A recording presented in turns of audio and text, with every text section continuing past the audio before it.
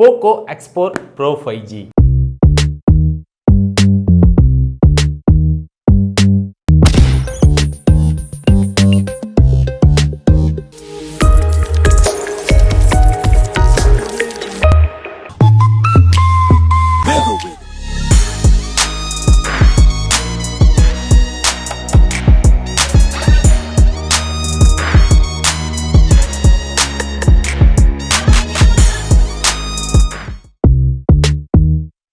இந்த மொபைலில் இந்த டைம் ரியரில் கிளாஸ் பேக் கொடுத்துருக்காங்க. இதுக்கு முன்னாடிலாம் பார்த்தோம் அப்படின்னா போக்கோட X3 சீரிஸில் பிளாஸ்டிக் பேக் தான் கொடுத்துருந்தாங்க. பட் அதை இங்கே இம்ப்ரூவ் பண்ணியிருக்காங்க. அதுக்கப்புறம் இங்கே டிசைன் அப்படின்னு பார்க்கும்போது ஒரு பிளைனான டிசைன் மாதிரி தெரியும். ஆனால் கொஞ்சம் உத்து பார்த்தோம் அப்படின்னா ஒரு லைட் ஃப்ளோ ஆகிற மாதிரி ஒரு டிசைன் இருக்கும். அந்த லைனாக போகிற மாதிரி ஒரு டிசைன்.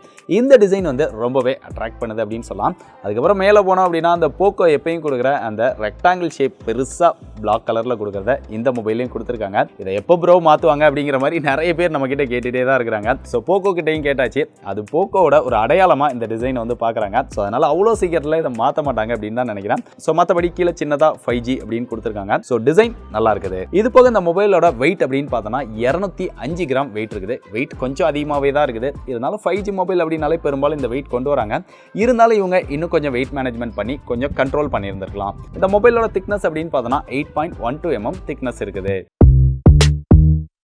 அப்படியே மொபைலோட ஃப்ரண்ட்ல வந்தால் இங்கே டிஸ்பிளேக்கு கார்னிங் ஒரு கிளாஸ் 5 ப்ரொடெக்ஷன் கொடுத்துருக்காங்க. அது போக இந்த மொபைலோட டிஸ்பிளே பார்த்தோம் அப்படின்னா நிறைய ஷாமி மொபைல்ஸில் யூஸ் பண்ண அதே டிஸ்பிளே தான் இந்த மொபைலையும் கொடுத்துருக்காங்க. 6.67 இன்ச்சில் full HD plus super AMOLED display கொடுத்துருக்காங்க.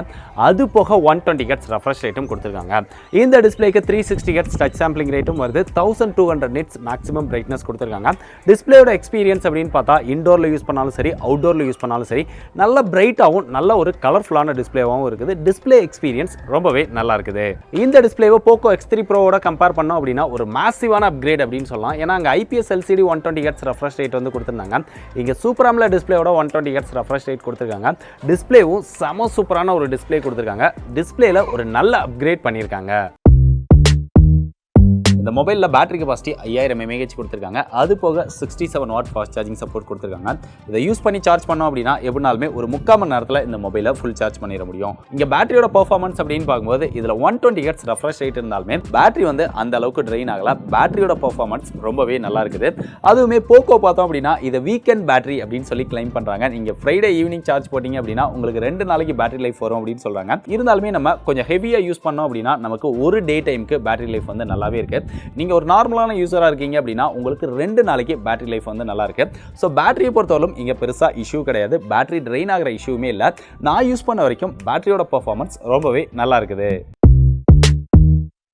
இந்த மொபைலே சாஃப்ட்வேர் அப்படின்னு பார்க்கும்போது out of the box Android 11 தான் கொடுத்துருக்காங்க. Android 12 கொடுக்கல. ஏன் Android 11லேயே புது மொபைல் ஃபோன்லாம் லான்ச் பண்ணுறாங்க அப்படின்னு சொல்லி நம்ம ஏற்கனவே ஒரு வீடியோ பண்ணியிருக்கோம். நீங்கள் இன்னும் அந்த வீடியோ பார்க்கல அப்படின்னா இங்கே கார்டில் கொடுத்துருங்க. தேவைப்படுறவங்க செக் பண்ணி பாருங்கள். அது போக இங்கே UI அப்படின்னு பார்க்கும்போது லேட்டஸ்ட் வெர்ஷனான MIUI 13 கொடுத்துருக்காங்க. இதோட எக்ஸ்பீரியன்ஸ் அப்படின்னு பார்க்கும்போது ரொம்பவே நல்லா இருக்குது. பேட்டரி ட்ரெயின் ஆகிற இஷ்யூலாம் பெருசாக இல்லை. மற்றபடி நான் யூஸ் பண்ண வரைக்கும் பெருசாக பக் எதுவுமே நோட் பண்ணல. இங்கே ப்ளோட்வேர்ஸ் அப்படின்னு பார்க்கும்போது நிறைய தேவையில்லாத ப்ரீ இன்ஸ்டால்டு ஆப் இருக்குது. பட் மேக்ஸிமம் நிறைய ஆப்பை வந்து நம்மளால் அன்இன்ஸ்டால் பண்ணிக்க முடியுது. ஒரு சில ஆப்பை வந்து நம்மளால் அன்இன்ஸ்டால் பண்ண முடியல. ஸோ அதெல்லாம் அன்இன்ஸ்டால் பண்ணிட்டு பார்த்தோம் அப்படின்னா ஓரளவு கொஞ்சம் ஒரு க்ளீனான UI எக்ஸ்பீரியன்ஸ் வந்து நமக்கு இருக்குது. அப்படியே இந்த மொபைலோட டாப்ல வந்தோம் அப்படின்னா இங்கே 3.5 mm ஜாக், பக்கத்தில் ஸ்பீக்கர் இருக்கு, செகண்டரி நாய்ஸ் கேன்சலேஷன் மைக் கொடுத்துருக்காங்க, கடைசியா IR பிளாஸ்டர் கொடுத்துருக்காங்க. எப்பவுமே ஷாமி பிராண்ட்ல ரொம்ப பிடிச்ச விஷயம் அந்த IR பிளாஸ்டர். இங்க ரைட் சைடில் வந்தோம் அப்படின்னா இங்கே வால்யூம் அப் டவுன் பட்டன் கொடுத்துருக்காங்க. கீழேயே பவர் பட்டன் கொடுத்துருக்காங்க. பவர் பட்டன்ல ஃபிங்கர் பிரிண்ட் சென்சாரும் வந்துடுது. ரொம்பவே அக்யூரேட்டாகவும் ரொம்பவே ஃபாஸ்ட்டாகவும் ஒர்க் பண்ணுது. நம்ம கையை வச்சு எடுத்தோம் அப்படின்னாலே மொபைல் வந்து அன்லாக் ஆகிடுது. டிஃபால்ட்டாக ப்ரெஸ் டைப் இருக்கும். உங்களுக்கு தேவைப்பட்டது அப்படின்னா டச் டைப் வந்து நீங்கள் சேஞ்ச் பண்ணிக்கோங்க. இங்கே பாட்டமில் வந்தோம் அப்படின்னா இங்கேயும் ஒரு ஸ்பீக்கர் கொடுத்துருக்காங்க. 20,000 ரூபாய் பிரைஸ் செக்மெண்ட்குள்ள நம்ம ஏற்கனவே சொன்ன மாதிரி நிறைய மாடல்ல டுயல் ஸ்டீரியோ ஸ்பீக்கர் கொடுக்குற பிராண்ட் அப்படின்னாலே ஷாமி பிராண்ட் தான். இங்க மியூசிக் எக்ஸ்பீரியன்ஸ் அப்படின்னு பார்த்தாலுமே ஓரளவு ஒரு நல்ல எக்ஸ்பீரியன்ஸ் இருக்குது. அது போக இங்க கீழே வந்து மைக் கொடுத்துருக்காங்க, சார்ஜிங் போர்ட் இருக்குது, கடைசியா சிம் ஸ்லாட் கொடுத்துருக்காங்க. அதை ஓப்பன் பண்ணோம் அப்படின்னா இங்கே ஹைப்ரிட் சிம் ஸ்லாட் கொடுத்துருக்காங்க. ஒரு சிம் ஒரு SD கார்டு இல்லைனா டுயல் சிம் அந்த மாதிரி தான் போட்டுக்க முடியும். 2 சிம்மே 5G சப்போர்ட் பண்ணும். இந்த மொபைலில் ரியரில் ட்ரிபிள் கேமரா செட்டப் கொடுத்துருக்காங்க. பார்க்குறதுக்கு நிறைய கேமரா இருக்கிற மாதிரி தெரியும், ஆனால் 3 கேமரா தான் இருக்குது. அதில் பிரைமரி சென்சாராக 64 மெகாபிக்சல் இருக்குது. அதுக்கப்புறம் இருக்கிற 2 கேமராவும் தேவையில்லாத மாதிரி தான், சும்மா கடமைக்காக சேர்த்துருக்காங்க. ஒரு 8 மெகாபிக்சலில் ஒரு அல்ட்ரா வைட் ஆங்கிள் லென்ஸும் ஒரு 2 மெகாபிக்சலில் மேக்ரோ சென்சாரும் இருக்குது. செல்ஃபி கேமரா அப்படின்னு பார்த்தோம்னா இங்கே 16 மெகாபிக்சல் செல்ஃபி கேமரா கொடுத்துருக்காங்க. கேமராவோட ஃபீச்சர்ஸ் அப்படின்னு பார்க்கும்போது நார்மலாக போக்கோ மொபைல்ஸில் என்ன ஃபீச்சர்ஸ் வருமோ அதே மாதிரியான ஒரு ஃபீச்சர்ஸ் தான் கொடுத்துருக்காங்க. நார்மலாக ஃபோட்டோ, வீடியோ, போர்ட்ரைட், அது போக டுயல் வீடியோ, ப்ரோ மோட், இந்த மாதிரி எல்லா விஷயங்களுமே இங்கே கொடுத்துருக்காங்க. கேமராவோட பெர்ஃபார்மன்ஸ் அப்படின்னு பார்த்தோம்னா ரியர் கேமரால அந்த 64 மெகாபிக்சலை யூஸ் பண்ணி நம்ம ஃபோட்டோ எடுத்தோம் அப்படின்னா நல்ல டீடைல்டாக ஒரு கலர்ஃபுல்லான ஃபோட்டோஸ் வந்து எடுக்க முடியுது. பட் கொஞ்சம் ஓவர் ஷார்ப்டாக இருக்குது. நார்மலாக ஃபோட்டோஸ் எடுத்தாலுமே அவுட்டோரில் நல்ல லைட்டிங் கண்டிஷனில் எடுத்தோம் அப்படின்னா ஃபோட்டோ வந்து ஓரளவு பெட்டராக இருக்குது.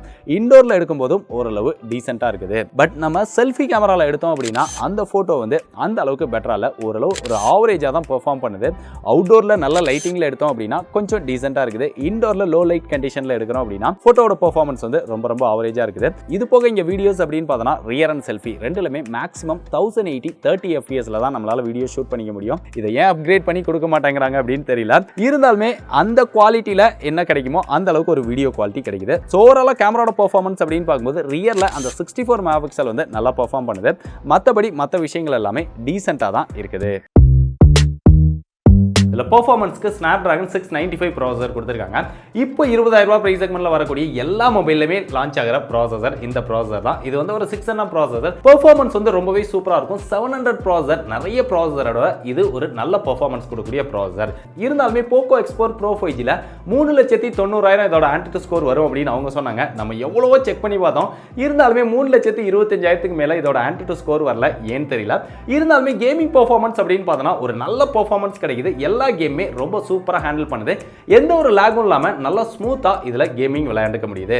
அது போக ரொம்ப முக்கியமா ஹீட்டிங் இஷ்யூ இருக்கா அப்படின்னு கேட்டீங்கன்னா இதுல லிக்விட் கூலிங் சிஸ்டம் இதெல்லாம் கொடுத்திருக்கனால நீங்க ஹெவியான கேம் விளையாண்டாலுமே பெருசா இந்த மொபைல்ல ஹீட் ஆகிற ப்ராப்ளம் கிடையாது. சோ அந்த விதத்துல இந்த மொபைல் வந்து நல்லாவே ஆப்டிமைஸ் பண்ணியிருக்காங்க. சோ ஓவராலா பெர்ஃபார்மன்ஸ் வந்து இந்த ப்ராசஸர்ல ரொம்பவே சூப்பரா இருக்குது. ஸோ இவ்வளோ வசதிகள் கொடுத்துருக்கக்கூடிய இந்த மொபைலோட ப்ரைஸ் அப்படின்னு பார்த்தோன்னா இதில் 3 ஸ்டோரேஜ் வேரியன்ட் வந்து லான்ச் பண்ணியிருக்காங்க. 6+64, 6+128, 8+128. 6+64 19,000 ரூபாய் பிரைஸ் செக்மெண்ட்க்கும், 6+128 20,000 ரூபாய் பிரைஸ் செக்மெண்ட்க்கும், 8+128 22,000 ரூபாய் பிரைஸ் செக்மெண்ட்க்கும் சேல் பண்ணுறாங்க.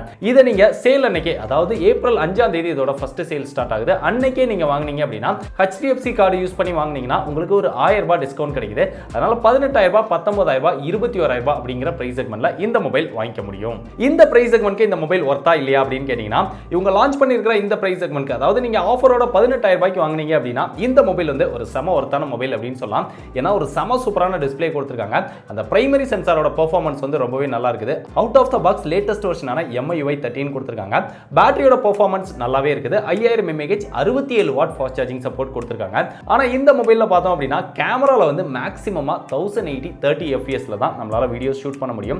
பட் நீங்க 695 ப்ராசஸர் இருக்கிற எந்த மொபைல் எடுத்தாலுமே மேக்ஸிமம் அந்த வீடியோ தான் ஷூட் பண்ண முடியும். சோ அதனால இதை வந்து பெருசா குறை சொல்ல முடியாது. ஆனா இந்த mobile out of the box Android 11ல தான் வருது. Poco X3 Proவோட கம்பேர் பண்ணோம் அப்படின்னா எல்லா விஷயமே அப்கிரேட் பண்ணியிருக்காங்க.